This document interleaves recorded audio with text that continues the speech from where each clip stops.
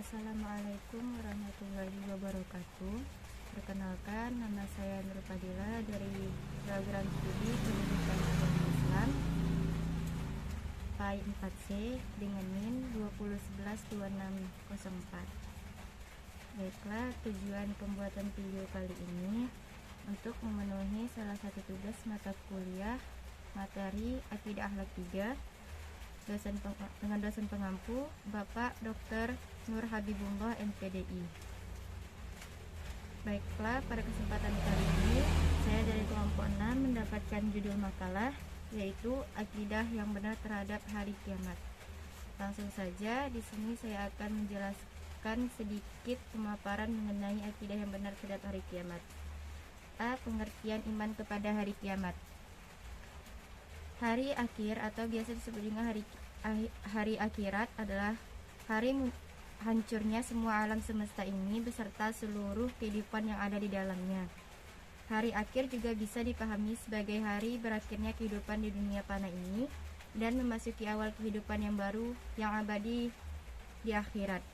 Dengan demikian, mengimani hari akhir berarti membenarkan dengan sepenuh hati bahwa setelah kehidupan di dunia ini akan ada kehidupan lagi yang merupakan kehidupan yang sebenarnya dan bersifat abadi. Pada kehidupan abadi itulah manusia akan mendapatkan kepastian hidupnya. Apakah hidupnya akan berhasil dan berbahagia atau sebaliknya hidupnya akan celaka atau sengsara. Allah Subhanahu wa taala berfirman dalam surah Al-Baqarah ayat 177 yang artinya, bukanlah menghadapkan wajahmu ke arah timur dan barat itu suatu kebajikan, akan tetapi sesungguhnya kebajikan itu ialah beriman kepada Allah, hari kemudian, malaikat-malaikat, kitab-kitab, dan nabi-nabi. B. Akidah Islam tentang hari kiamat. Akidah Islamiyah adalah iman kepada Allah, para malaikatnya, kitab-kitabnya, para rasulnya, hari akhir, qada dan qadar, baik buruk keduanya dari Allah. Sedangkan makna iman itu sendiri adalah pembenaran yang bersifat pasti, sesuai dengan kenyataan, yang muncul dari adanya dalil atau bukti. Bersifat pasti artinya 100% kebenaran atau keyakinan tanpa ada keraguan sedikitpun. Sesuai dengan fakta, artinya hal yang diimani tersebut memang benar adanya dan sesuai dengan fakta, bukan diada-adakan keberadaan Allah, keberadaan Quran, wujud malaikat, dan lain-lain.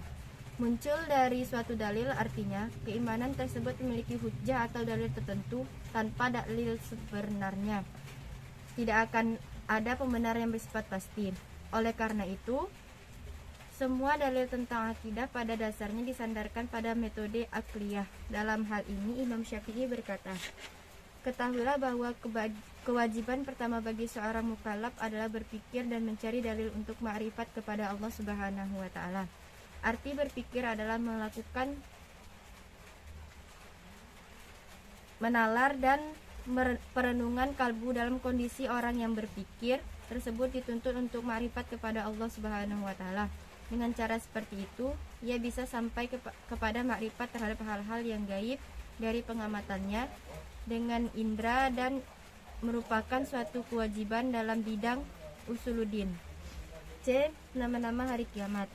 Hari akhir sering disebut juga sebagai hari kiamat. Bahkan Al-Quran juga memberikan nama-nama lain untuk hari akhir. Di antara nama-nama yang disebutkan oleh Al-Quran tentang hari akhir ini adalah sebagai berikut. 1. Yaumul Qiyamah atau hari kiamat. 2. Yaumul Mahsyar atau berkumpul. 3. Yaumul Hisab atau hari perhitungan. 4.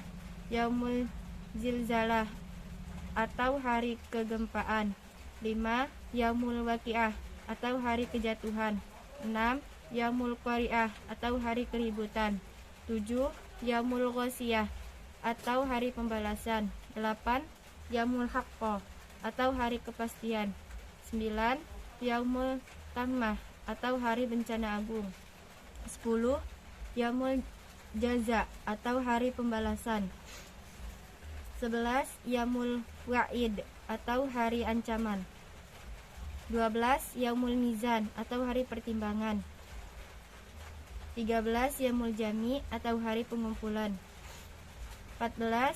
Yaumul Tabhabun atau hari terbukanya segala kecurangan. 15. Yaumul Ba'ts atau hari kebangkitan. 16. Yaumuddin atau hari perhitungan. Dan 17. Yaumul Khulud atau hari yang kekal. Itulah nama-nama hari akhir yang disebutkan oleh Al-Quran dalam berbagai ayatnya. Nama-nama itu diberikan terkait dengan peristiwa-peristiwa yang terjadi pada hari akhir tersebut. Misalnya disebut dengan hari pembalasan karena pada hari akhir itu semua manusia akan diberi balasan sesuai dengan amalnya di dunia. Dan begitu juga nama-nama yang lainnya.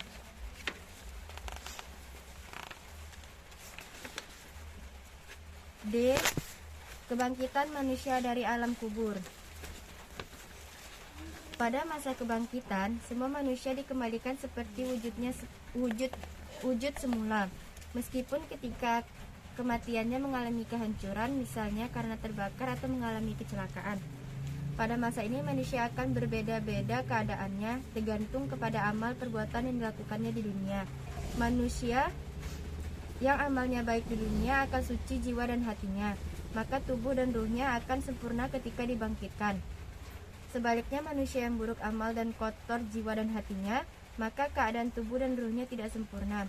Dalam hadis yang diriwayatkan Muslim, Nabi Shallallahu Alaihi Wasallam bersabda, setiap hamba itu dibangkitkan nanti menurut apa yang ia mati dengannya.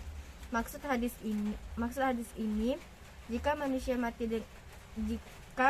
mati dengan penuh kebaikan, maka ia akan dibangkitkan dalam keadaan baik pula. Sedangkan jika manusia mati dengan penuh keburukan, maka ia pun dibangkitkan dalam keadaan buruk dan ngeri. Berkumpulnya manusia di padang mahsyar. Setelah semua manusia dibangkitkan dari alam kubur, mereka kemudian berkumpul di suatu tempat terbuka atau padang belantara untuk menunggu putusan dari Allah mengenai baik buruknya hasil dari amal perbuatannya masing-masing. Alam terbuka ini dikenal dengan nama padang mahsyar. Kondisi manusia pada waktu ini digambarkan oleh Al-Quran dan hadis Nabi Muhammad SAW sebagai berikut. Yaitu pada hari kami gulung langit sebagai menggulung lembaran-lembaran kertas, sebagaimana kami telah memulai penciptaan pertama, begitulah kami akan mengulanginya. Itulah suatu janji yang pasti kami tepati. Sesungguhnya kamilah yang akan melaksanakannya. Quran Surah Al-Anbiya ayat 104. Perhitungan dan penimbangan amal manusia. Kemahadilan Allah terlihat pada saat perhitungan dan penimbangan amal di hari akhirat nanti. Pada saat ini semua manusia akan terlihat sesuai dengan amal mereka ketika hidup di dunia. Yang baik terlihat berbeda dengan yang jelek, yang muslim berbeda dengan yang kafir, yang berbakti berbeda dengan yang durhaka, dan seterusnya. Terkait dengan firman Allah SWT pada Quran Surah Al-Jathiyah ayat 21-22 yang artinya, apakah orang-orang yang membuat kejahatan itu menyangka bahwa kami akan menjadikan mereka seperti orang-orang yang beriman dan mengerjakan amal yang soleh, yaitu sama antara kehidupan dan kematian mereka. Amat buruklah apa yang mereka sangka itu. Dan Allah menciptakan langit dan bumi dengan tujuan yang benar, dan agar dibalasi tiap-tiap diri terhadap apa yang dikerjakannya, dan mereka tidak akan rugi. G. Sirat, surga dan neraka. A. Sirat. Setelah dilakukan perhitungan dan penimbangan amal dan penjelasan mengenai manusia yang beruntung dan rugi, maka semua manusia harus melewati jembatan kecil yang dibentangi di atas neraka jahanam yang merupakan jalan menuju surga. Jembatan inilah yang disebut dengan sirat. Kondisi manusia pada saat melewati jembatan itu adalah sesuai dengan amalnya ketika di dunia. Ada manusia melewati dengan cepat seperti kilat, ada yang melewati lebih lambat dari itu, dan ada yang melewatinya dengan merangkak dengan kedua tangan dan kakinya.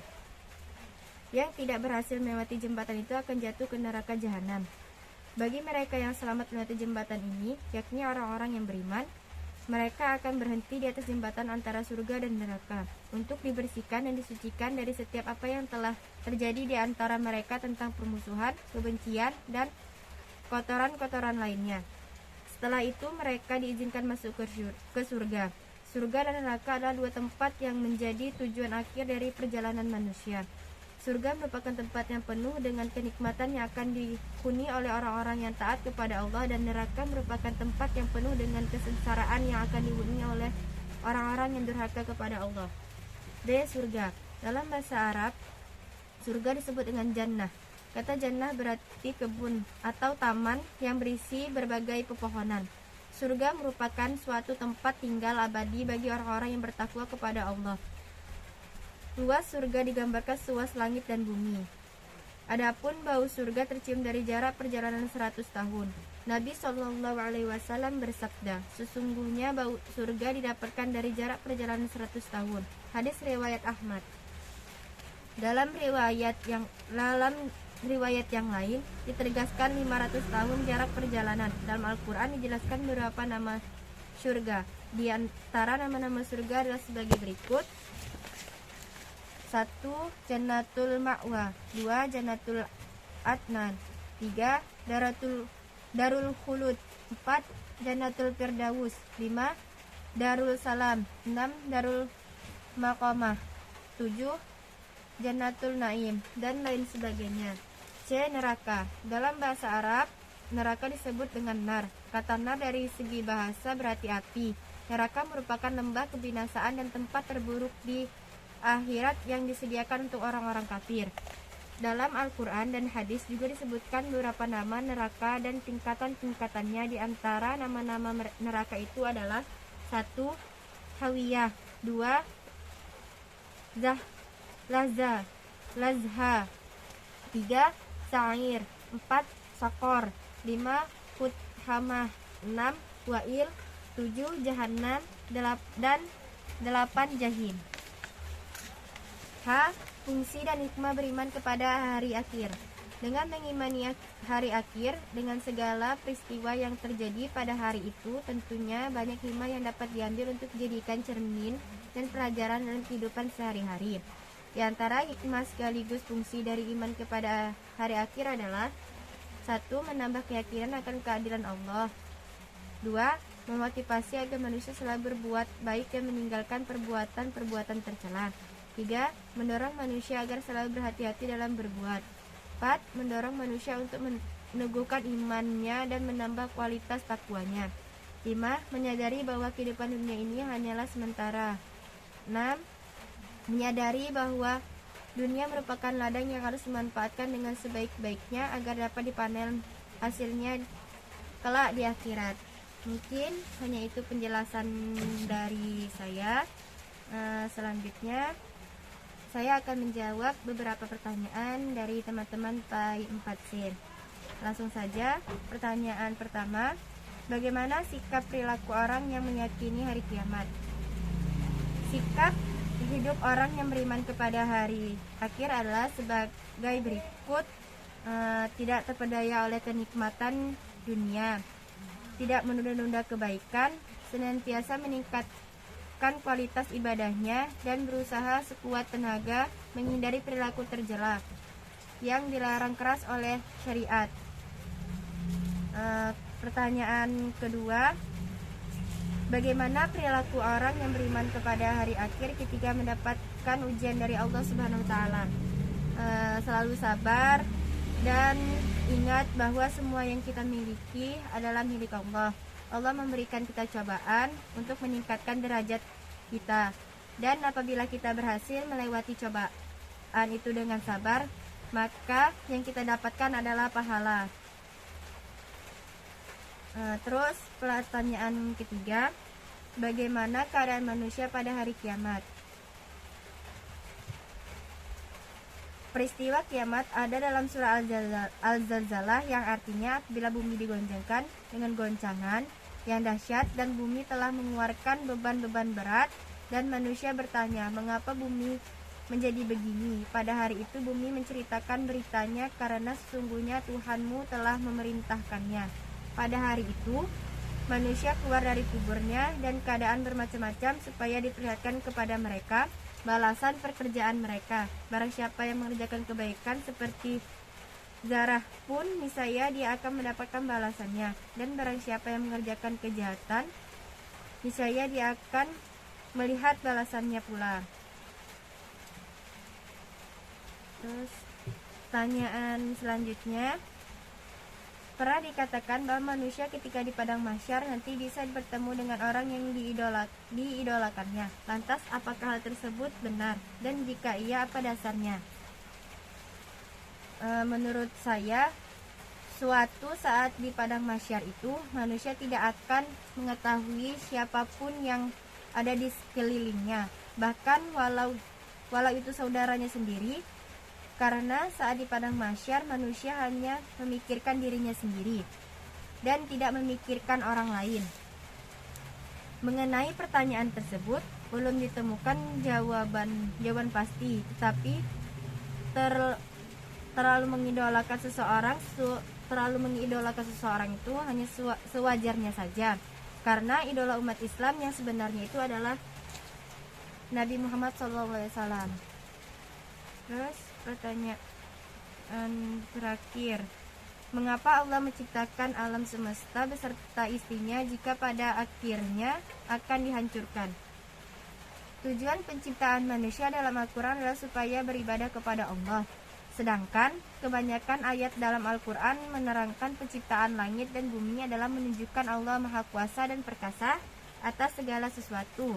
Penciptaan dan pengakhiran bumi juga bisa menjadi sebuah petunjuk kepada kita untuk memilih jalan keimanan. Misalnya Allah yang berapa kali menyandingkan ayat penciptaan bumi dan langit dengan ajakan agar manusia berpikir tentang itu untuk bisa beriman kepada Allah. Bahkan di dalam Quran surah Al-Imran terdapat ancaman tegas mereka yang tidak bisa mengambil pelajaran dari penciptaan langit dan bumi dalam bentuk ancaman siksa neraka. Hal lain yang mendasari penciptaan manusia dan bumi meskipun nantinya dihancurkan adalah karena terdapatnya sifat jaiz milik Allah. Allah berhak untuk menciptakan atau menghancurkan sesuatu. Hal ini tentunya adalah di luar kewenangan manusia. Dalam arti pertanyaan penciptaan maupun penghancuran bumi beserta isinya adalah bentuk hak prerogatif Allah.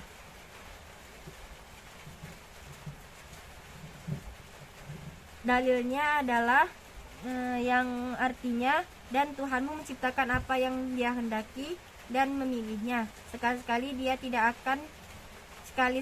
tidak ada pilihan bagi mereka. Maha suci Allah dan maha tinggi dari apa yang mereka persekutukan dengan Dia. Mungkin hanya itu yang bisa saya jelaskan dan saya jawab. Kurang dan lebih saya mohon maaf. Saya akhiri. Wassalamualaikum warahmatullahi wabarakatuh.